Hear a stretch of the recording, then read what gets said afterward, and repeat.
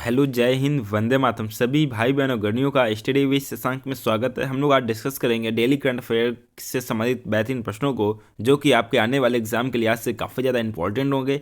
आप किसी भी कम्पिटेटिव एग्जाम की तैयारी कर रहे हैं। चलिए स्टार्ट करते हैं आज के अपने सेशन को। स्टार्ट करने से पहले जो भाई बहन गर्मी फर्स्ट टाइम क्लास से जुड़े हैं, अगर अभी तक चैनल को सब्सक्राइब ना किया, चैनल को सब्सक्राइब कर लें तथा क्लास को लाइक करें और अपने फ्रेंडों के साथ में शेयर कर दें। पहला प्रश्न आपके सामने है, अंतर्राष्ट्रीय शिक्षा दिवस हर साल किस तारीख को मनाया जाता है? सभी स्टूडेंट को आंसर देना है। आपका राइट आंसर हो जाएगा ऑप्शन नंबर फोर्थ। आपका option number first is the right answer. 24 जनवरी को मनाया जाता है। चलिए इसके बारे में डिस्कस करते हैं हम लोग पॉइंट को। अंतर्राष्ट्रीय शिक्षा दिवस हर साल 24 जनवरी को मनाया जाता है। शिक्षा हर व्यक्ति का एक बुनियादी मौलिक अधिकार के अंतर्गत आता है, लेकिन अभी भी विश्व में कई बच्चों को बुनियादी शिक्षा प्राप्त करने हेतु बहुत संघर्ष करना पड़ रहा है। इस बार अंतर्राष्ट्रीय शिक्षा दिवस की जो थीम है, चेंजिंग कोर्स ट्रांसफॉर्मिंग एजुकेशन रखी गई है। काफ़ी इंपॉर्टेंट है, थीम एग्जाम में पूछी जाती है। कॉपी में नोट डाउन करना सभी स्टूडेंट को। नेक्स्ट प्रश्न आपके सामने है, भारत के निम्न में से किस पूर्व फुटबॉलर एवं कोच का 72 वर्ष की उम्र में निधन हो गया है? तो आपका राइट आंसर हो जाएगा option number second is the right answer, Subhash Bhowmick. Subhash Bhowmick के बारे में हम लोग जानते हैं, भारत के पूर्व फुटबॉलर थे। सुभाष भौमिक का लंबी बीमारी के कारण 22 जनवरी 2022 को निधन हो गया। वे 72 साल के थे। पूर्व भारतीय मिडफील्डर सुभाष भौमिक साल 1917 में एशियाई खेलों में कांस्य पदक जीतने वाले टीम के सदस्य। कोलकाता मैदान का उन्हें जॉस मारिनो कहा जाता था। उन्होंने 19 साल की उम्र में राजस्थान क्लब से अपने कैरियर की शुरुआत की। काफ़ी इंपॉर्टेंट प्रश्न है। नेक्स्ट प्रश्न आपके सामने, भारत में हर साल 24 जनवरी को निम्न में से कौन सा दिवस मनाया जाता है?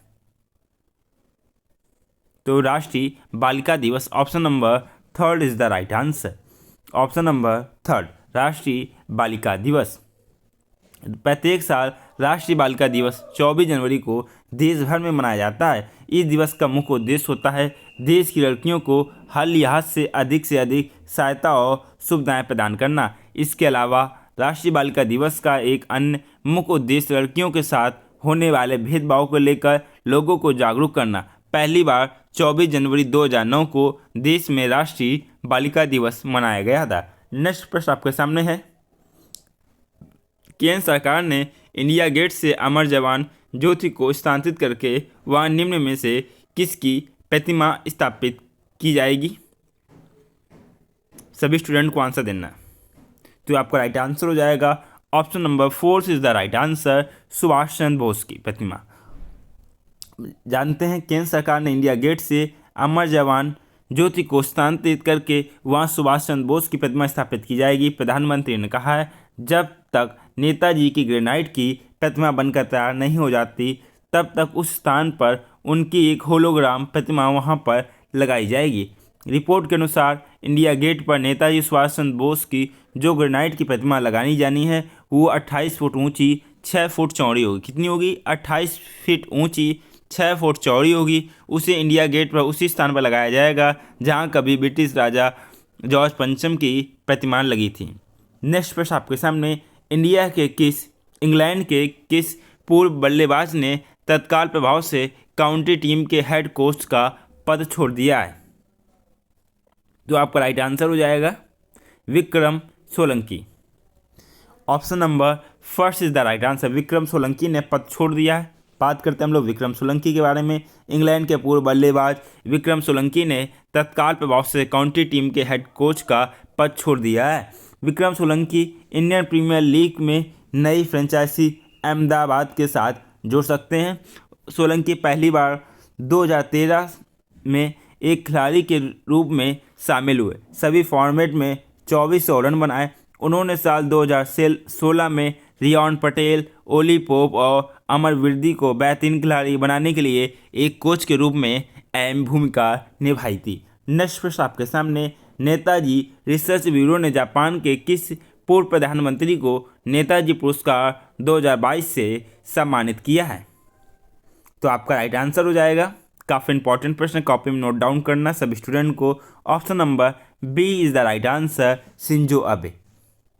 Shinzo Abe, option number B is the right answer. Shinzo Abe के बारे में हम लोग बात करते हैं। नेताजी रिसर्च ब्यूरो ने जापान के पूर्व प्रधानमंत्री शिंजो अबे को नेताजी पुरस्कार 2022 से सम्मानित किया है। कोलकाता में जापान के महावाणिज्य दूत नाकुमुरा युताका ने आबे की तरफ से यह सम्मान प्राप्त किया है। नेताजी सुभाष चंद्र बोस की 125वीं जयंती पर उनके एल्गन रोड स्थित आवास पर एक कार्यक्रम में यह सम्मान दिया गया है। नेक्स्ट प्रश्न आपके सामने है। केंद्र सरकार ने हाल ही में किस राज्य में मंगलुरु के गांजीमठ में एक प्लास्टिक पार्क बनाने की मंजूरी दे दी है? किस जगह बनाने की मंजूरी दी? कमेंट बॉक्स में आंसर सभी स्टूडेंट को देना है। आपका राइट आंसर हो जाएगा option number C is the right answer, Karnataka में। Option number C is the right answer. बात करते हैं हम लोग कर्नाटक के मंगलुरु के गांजीमठ में एक प्लास्टिक पार्क बनाने की मंजूरी दी है। यह पार्क 62.77 करोड़ रुपए में बनाया जाएगा, 62 करोड़ 77 लाख में बनाया जाएगा। इसे कर्नाटक औद्योगिक क्षेत्र विकास बोर्ड KIADB की भूमि में बनाया जाना है। यह पार्क स्थानीय युवाओं के लिए सैकड़ों रोजगार पैदा करेगा। इस पार्क में पॉलीप्रॉपिलीन यूनिट लगाई जाएगी। यह इकाई पार्क के अंदर पॉलीमर और प्लास्टिक इकाइयों को कचरा माल उपलब्ध कराएगी। नेक्स्ट प्रश्न आपके सामने काफ़ी इंपॉर्टेंट प्रश्न है। पाकिस्तान के किस विकेटकीपर बल्लेबाज को ICC पुरुष T20 player of the year चुना गया है?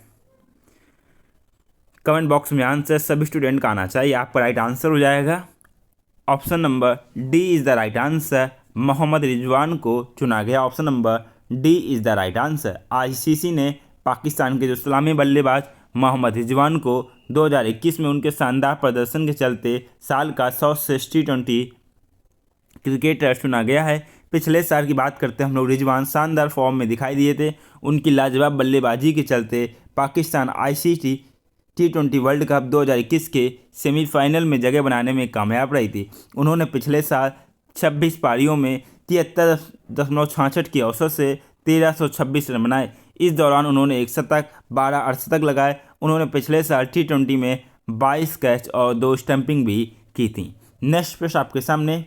ICC की तरफ से चुनी गई विश्व की टेस्ट एकादश में निम्न में से किन भारतीय खिलाड़ियों को जगह मिली है? कमेंट बॉक्स में आंसर सभी स्टूडेंट का आना चाहिए। आपका राइट आंसर हो जाएगा option number first is the right answer. Rohit Sharma, R Ashwin एवं Rishabh Pant. Option number first is the right answer. ICC में test team of the year 2021 का ऐलान किया था। साल 2021 की बेस्ट टेस्ट टीम में भारत के 3 खिलाड़ियों को जगह मिली। इनमें से इतने ही खिलाड़ी पाकिस्तान के भी 3 खिलाड़ी शामिल हैं, जबकि न्यूजीलैंड के 2 खिलाड़ियों को मौका दिया गया। ICC men's test team of the year 2021 में भारत के जिन खिलाड़ियों को मौका मिला उनमें से आपके opener Rohit Sharma, wicket keeper बल्लेबाज ऋषभ पंत, स्पिनर R अश्विन का नाम शामिल है। नेक्स्ट प्रश्न आपके सामने काफ़ी इंपॉर्टेंट प्रश्न है। मॉर्निंग कंसल्ट पॉलिटिकल इंटेलिजेंस की विश्व की 13 नेताओं की सूची में निम्न में से किसे लोकप्रिय नेताओं में प्रथम स्थान प्राप्त हुआ है? कमेंट बॉक्स में आंसर सभी स्टूडेंट का आना चाहिए। प्रथम स्थान प्राप्त हुआ आपका option number 4 is the right answer, Narendra Modi को। किसको? नरेंद्र मोदी को। Option number D is the right answer.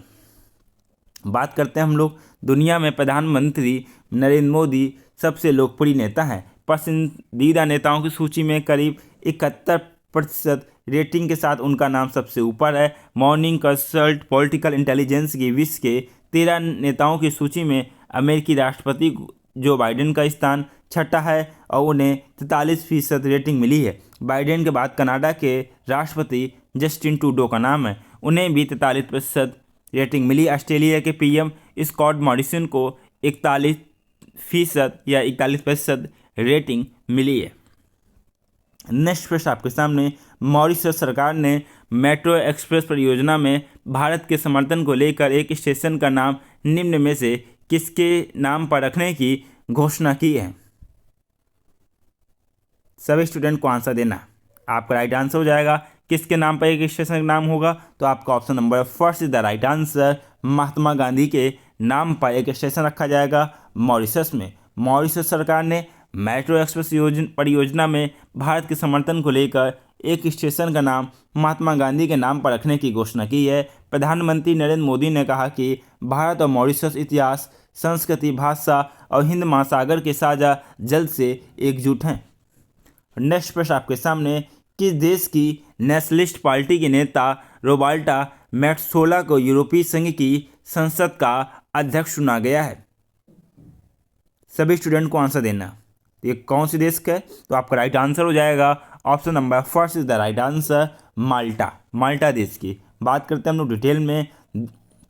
द्वीपीय देश माल्टा की नेशनलिस्ट पार्टी की नेता रोबर्टा मेट्सोला को यूरोपीय संघ की संसद का अध्यक्ष चुना गया है। मेट्सोला ने पिछले सप्ताह सोशलिस्ट नेता डेविड ससोली के निधन के बाद 2.5 साल के कार्यकाल के लिए पदभार ग्रहण किया है। वह इस पद पर निर्वाचित होने वाली तीसरी महिला हैं। वे यूरोपीय संसद की सबसे कम उम्र की अध्यक्ष हैं। नेक्स्ट प्रश्न आपके सामने, आईसीसी की तरफ से विश्व की श्रेष्ठ वनडे महिला टीम में किन 2 भारतीय खिलाड़ियों को जगह दी गई है? आंसर सभी को बताना है।